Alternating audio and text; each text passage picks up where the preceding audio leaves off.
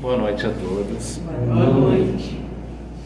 Com o coração cheio de coisas boas, cheio de paz, que eu quero estar aqui nessa noite para que juntos a gente possa celebrar e aprender um pouco sobre esta maravilhosa doutrina que nos trouxe o esclarecimento que outrora nós não tínhamos.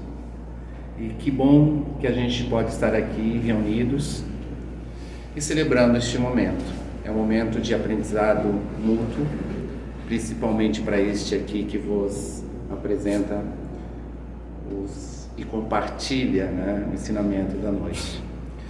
Eu espero de todo o meu coração que ao sairmos daqui a gente retorne aos nossos lares bem melhores do que aqui chegamos.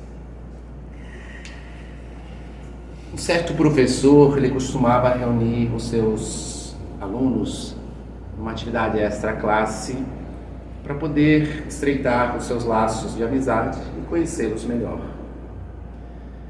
E ele escolhia a sua casa geralmente como reduto para este encontro.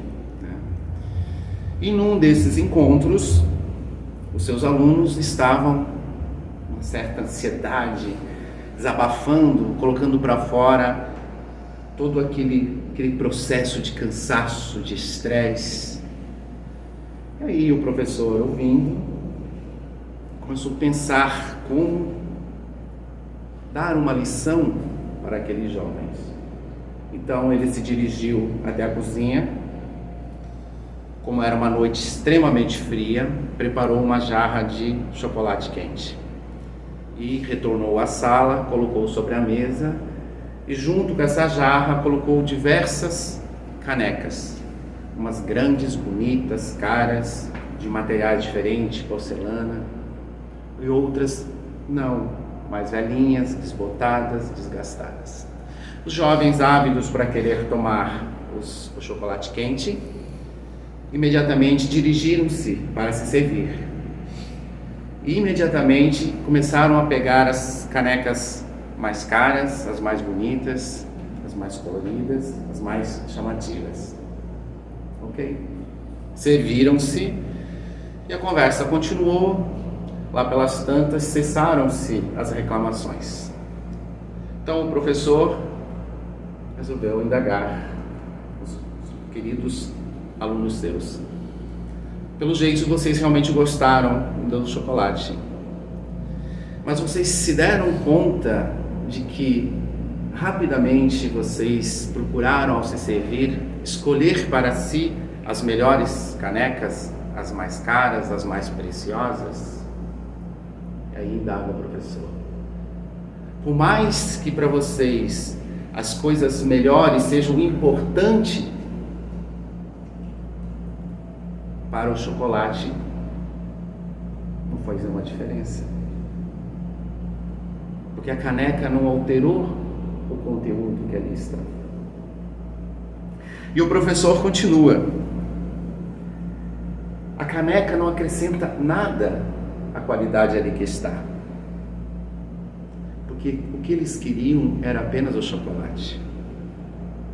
A caneca era só o recipiente, o qual é necessário sim para poder tomar. E o professor diz: o chocolate quente representa a vida que Deus vos deu. As canecas representam as propriedades materiais que são necessárias para a vida. O trabalho, o emprego, a educação, o estudo, os bens materiais, o dinheiro, a posição social, tudo isso é necessário para a vida. Mas como diz o professor, são ferramentas que fazem parte da vida. As canecas que vocês têm nas mãos, diz o professor, não definem a vida de vocês para melhor.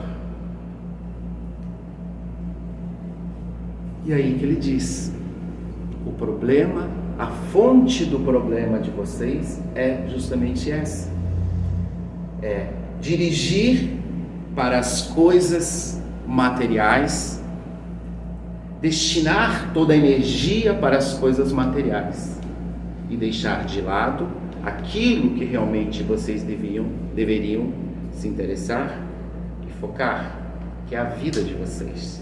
Os problemas que vocês têm, que vocês apresentaram, não estão na vida, mas sim naquilo a que vocês abraçam, naquilo a que vocês se entregam.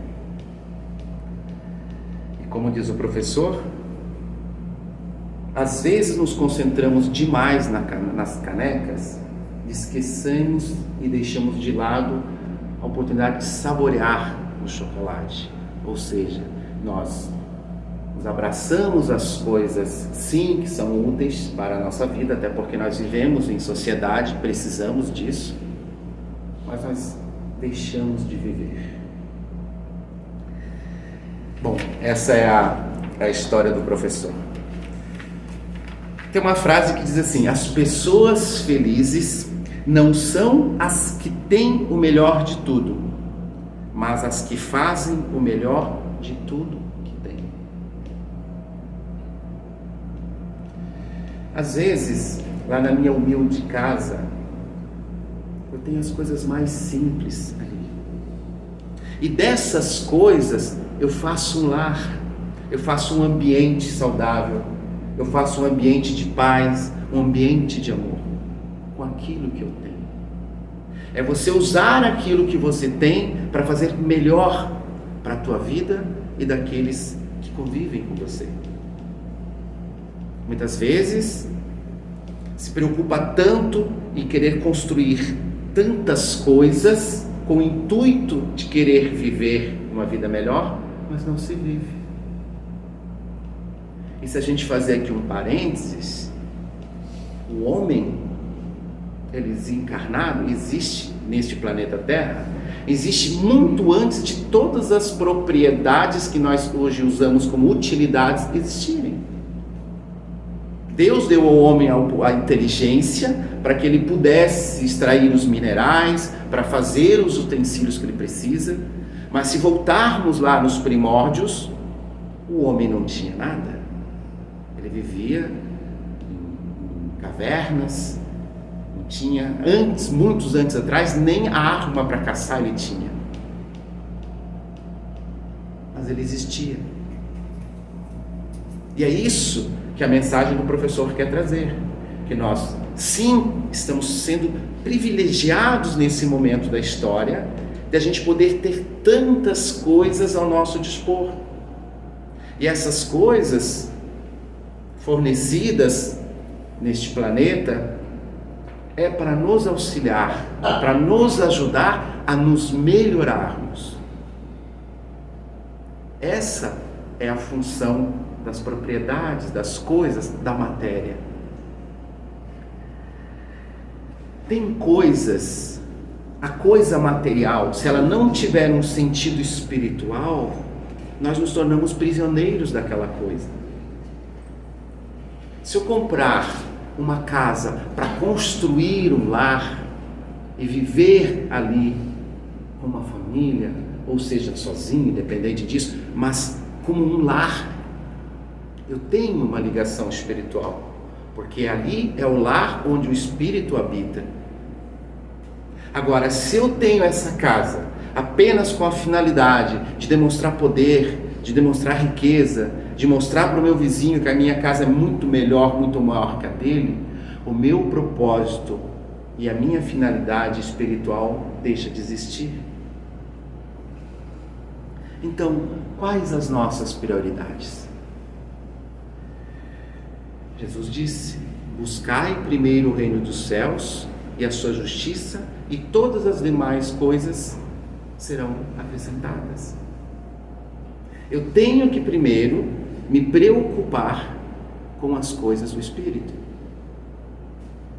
Mas para isso, eu tenho que fazer a seguinte pergunta: por que eu estou aqui neste planeta encarnado? Eu não vim tirar férias. Pelo menos nós, imagino que a gente não veio com esse privilégio de tirar férias. Nós viemos trabalhar. E trabalhar duro pelas dívidas que nós contraímos. E nós estamos aqui tendo o privilégio de podermos viver juntos com os demais irmãos, e agora nessa era que temos a doutrina dos Espíritos de uma forma muito clara, transparente, que nós conseguimos compreender melhor, e nós estamos aqui trabalhando para o nosso processo evolutivo. Nós estamos aqui cada dia nos melhorando, buscando nos melhorar. Essa é a nossa tarefa, essa é a nossa missão. Nós viemos para isso. Paulo de Tarso disse: todas as coisas me são lícitas, mas nem todas as coisas me convêm. Todas as coisas me são lícitas, mas nunca deixarei ser dominado por nenhuma delas. É isso onde o espírito precisa compreender. Nós encarnados precisamos compreender. Nós viemos aqui para trabalhar para o nosso processo evolutivo. Temos diante de nós todas as oportunidades, mas cabe somente a cada um de nós fazer o nosso trabalho. Infelizmente, essa tarefa nós não podemos passar para ninguém. Essa tarefa é única e exclusivamente nossa. Que bom se pudesse ser, né? Como a gente faz às vezes, contrata alguém para fazer uma determinada tarefa que a gente é incapaz de fazer. Mas essa não tem jeito. Temos que dar conta.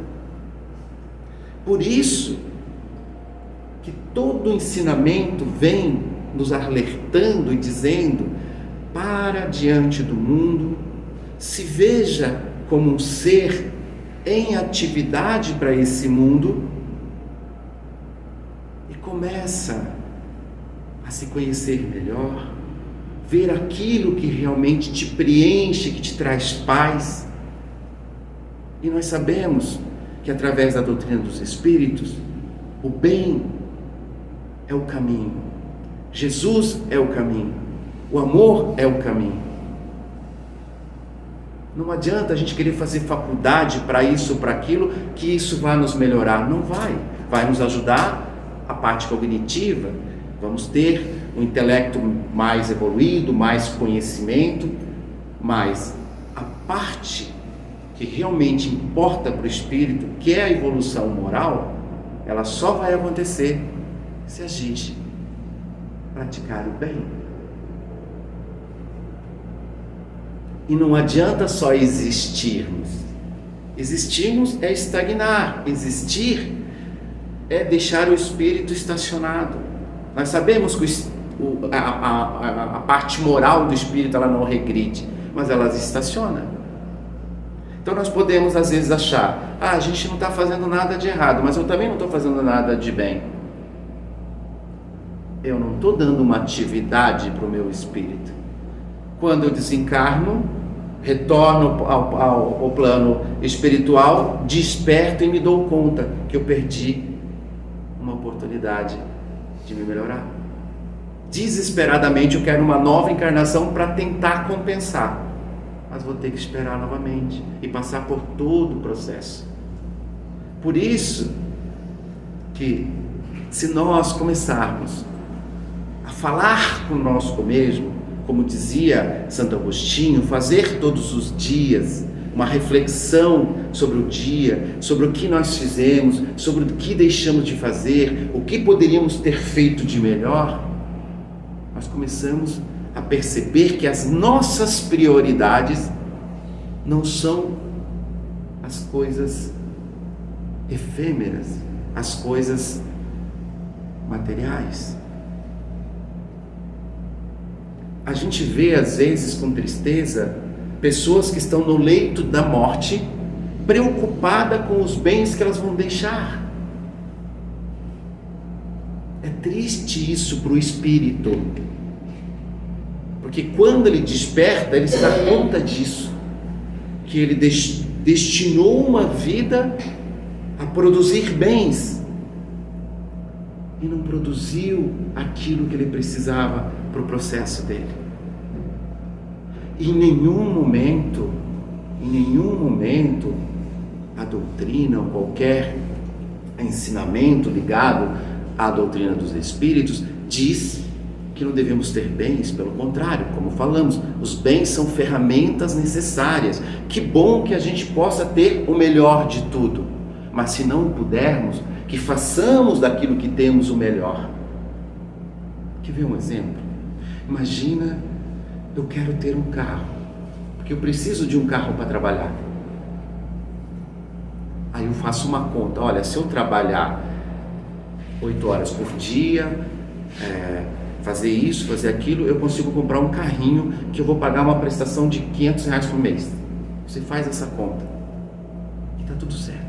Mas alguma coisa em você, tu começa a conversar com os amigos não, porque esse carro não sei o quê, porque aquele carro não sei assado, daqui a pouco você acaba comprando um carro que não estava nos teus planos, e não é mais um carro para trabalhar, passa a ser o carro.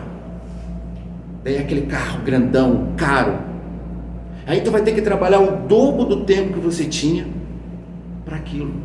Você vai usar toda a energia que você podia usar para fazer um trabalho social, para poder vir assistir as palestras, para poder fazer o estudo do Evangelho. Mas você não pode, porque agora você não tem tempo, você tem que trabalhar mais para pagar aquele carro. Mas era para levar a minha família também no final de semana. Mas nem a família mais tu consegue levar, porque agora tu tem que trabalhar no final de semana para pagar o carro. É isso que o professor está tentando dizer. Podia ter tomado o chá quente com aquela caneca mais desbotada, não ia fazer diferença. A mesma coisa é o carro. Se esse carro me leva ao trabalho, se esse carro eu consigo ir passear com a minha família, ele tem uma finalidade espiritual, porque eu estou ali em contato com os meus, que é a mesma coisa do lar. Se eu puder pagar aquela casinha que dá para trazer, para criar a minha família ali dentro, em paz, poder final de semana fazer um almoço especial com eles, tem um objetivo espiritual. Agora eu vou comprar uma casa muito mais do que eu posso, eu vou viver um ser infeliz, porque eu só vou ter que trabalhar, passar estressado com os alunos, cansado. Eu chego em casa, tudo que eu quero é tomar banho e dormir. Mas a casa não era para ser um lar? Esse é o que é o questionamento. E Jesus também diz: não acumulem para vocês tesouros na terra, onde a traça e a ferrugem destrói, e os ladrões arrombam e furtam. Mas acumulem tesouros nos céus, onde nem a traça, nem a ferrugem destrói, e muito menos o ladrão arromba e furta. Porque onde estiver o teu tesouro, ali está teu coração. Jesus falando isso há 2000 e poucos anos. Mas ele não está dizendo que você não pode ter nada. Quando Jesus também pergunta: o que eu faço para te seguir e para alcançar o reino de Deus? Jesus diz: doe todas as suas coisas aos pobres e me siga. Não está dizendo para você fazer isso. É um momento para você entender que a prioridade são as coisas do Espírito.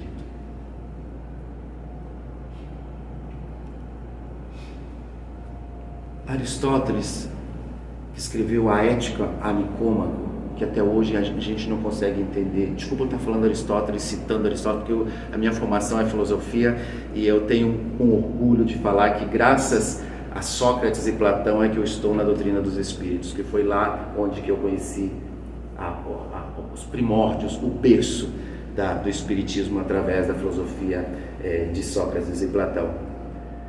E lembrando, que nós estamos falando que a Boa Nova, 1850 e alguns quebrados, e 1850 anos antes disso, aliás 2000 e poucos anos, Sócrates 300, 400, já se falava disso, já estava lá os primeiros ensinamentos.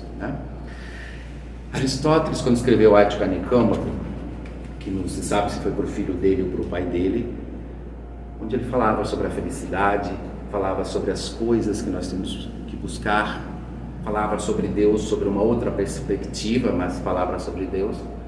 Ele falou que o melhor caminho para a felicidade é a mediania, é o equilíbrio. A gente não pode ir para os extremos. A gente não tem que não ter nenhum bem, mas também a gente não pode ter todos os bens. a gente tem que ter um equilíbrio. O espírito precisa disso. O espírito precisa de equilíbrio para ele poder fazer a jornada dele terrena. Não é fácil. Não é fácil. Porque nós estamos, primeiro, dentro, o espírito primeiro já está num invólucro aqui. Um corpo, uma carne que está aqui. Ele depende disso. Ele depende que o condutor dele, que é ele mesmo, consiga se desvencilhar de tudo aquilo que é externo a ele, as influências externas, para ele poder conduzir esse corpo sadio e são por toda a jornada. Mas esse é o menor dos detalhes. O problema é convencer este ser, que aqui enquanto está encarnado, que tudo aquilo que lhe vem, como disse Paulo, nem tudo me convém, mas tudo aquilo que vem até mim, nem tudo eu posso me jogar. Eu tenho que lembrar que as coisas que vêm até mim, eu preciso filtrar. Isso aqui vai me ajudar no meu processo evolutivo? Isso vai me fazer bem? E se me fizer bem, isso não vai prejudicar o meu próximo? Porque na jornada do espírito terreno, como eu falei antes, precisa fazer o bem. É a atividade do espírito. Se estagnar, tempo perdido. Passamos uma vida à toa. Quando Kardec então fala isso, quando Aristóteles fala isso, nós podemos trazer para o nosso dia, hoje, nesse tempo mais moderno, exatamente essa ideia de equilíbrio. A gente não precisa dizer para o nosso filho, sai do celular, não quero que tu pegue o celular. Não, vamos dividir o tempo. Um pouquinho tu fica no celular, um pouquinho tu estuda isso. Vamos dividir o tempo, a gente gosta de ver série, gosta de assistir TV, gosta de não sei o quê. Vamos dividir o tempo, uma parte a gente pode falar como família, conversar sobre o dia, falar sobre as coisas, falar sobre os nossos sonhos, nossos planos. Equilibrar, equilíbrio.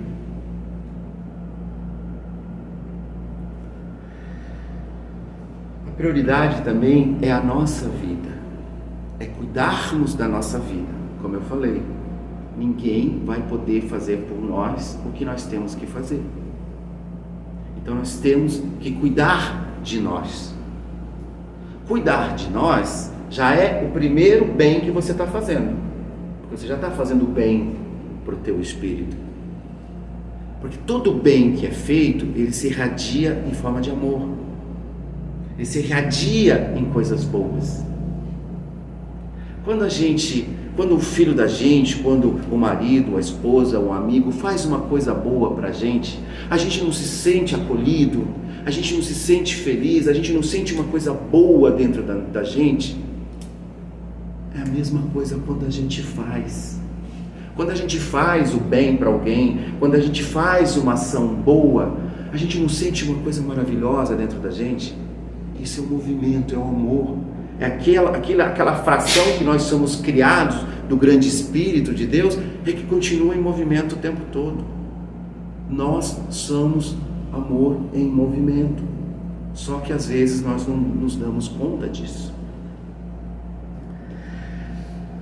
Mas agora nós espíritas, então, Kardec diz: reconhece seu verdadeiro espírita pela sua transformação moral e pelos esforços que emprega para domar suas inclinações más. E eu acrescento, como eu falei antes, reconhece-se também pelas suas boas ações no bem.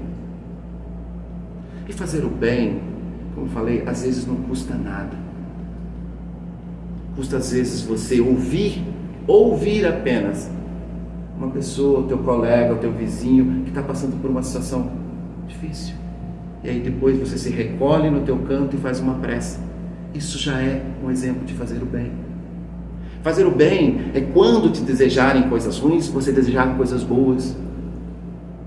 Fazer o bem não é querer ter aquilo que o outro tem, é desejar que ele seja muito feliz e que tenha muito mais do que ele possa ter.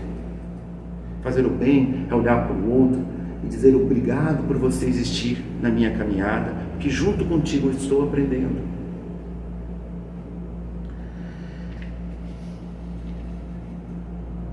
Na pergunta 919 do Livro dos Espíritos foi perguntado: qual é o meio mais prático e eficaz para se melhorar nessa vida e resistir ao arrastamento do mal? Quem foi citado aqui foi Sócrates. Um sábio da antiguidade vos disse: conhece-te a ti mesmo. Aquilo que eu falei antes.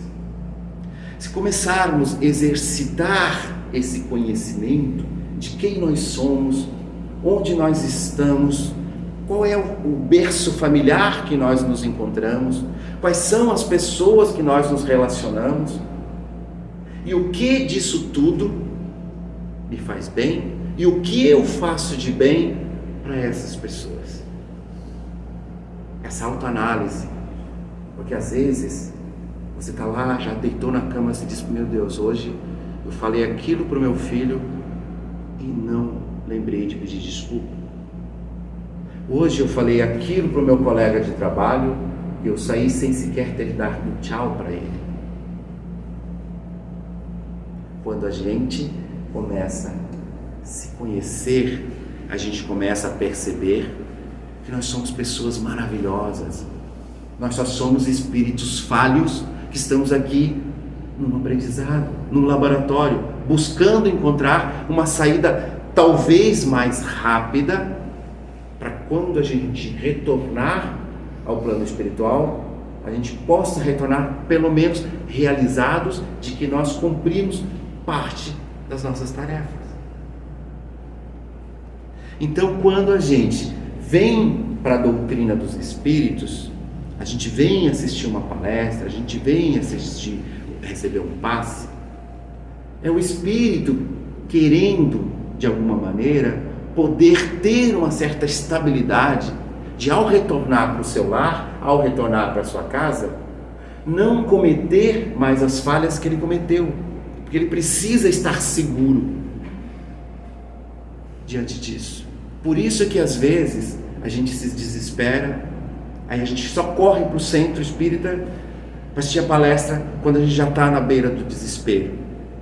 Mas se a gente fazer a manutenção do espírito, está sempre em contato, está sempre procurando elevar os pensamentos.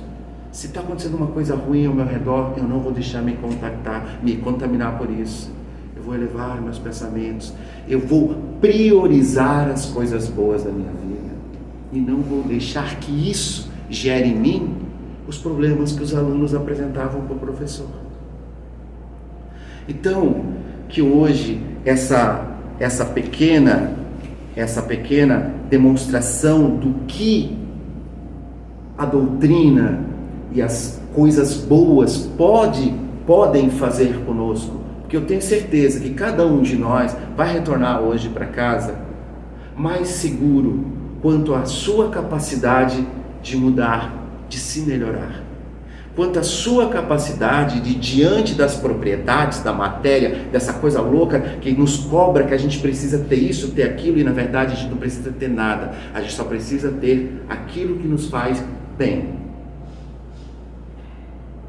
Que a gente possa, através disso, encontrar esse acalento.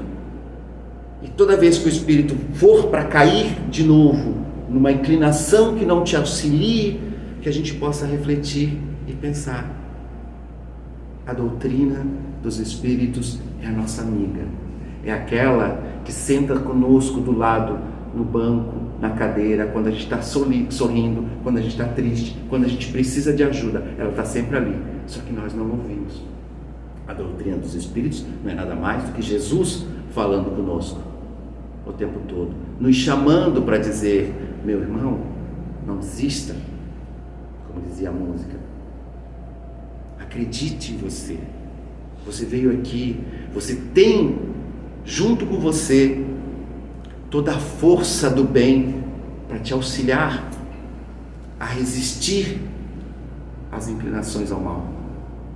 Então, meus queridos e amados, eu agradeço de todo o meu coração essa casa, que eu possa outras vezes estar aqui e eu virei com maior amor no coração Eu quero que cada um de vocês hoje vá para casa sentindo um acalento no coração, que Jesus realmente cuida de cada um de vocês. E não temam, não tenham medo de nada das coisas que aconteçam no dia a dia, porque sempre a gente consegue vencer, enquanto a gente tiver Deus como o nosso ser maior.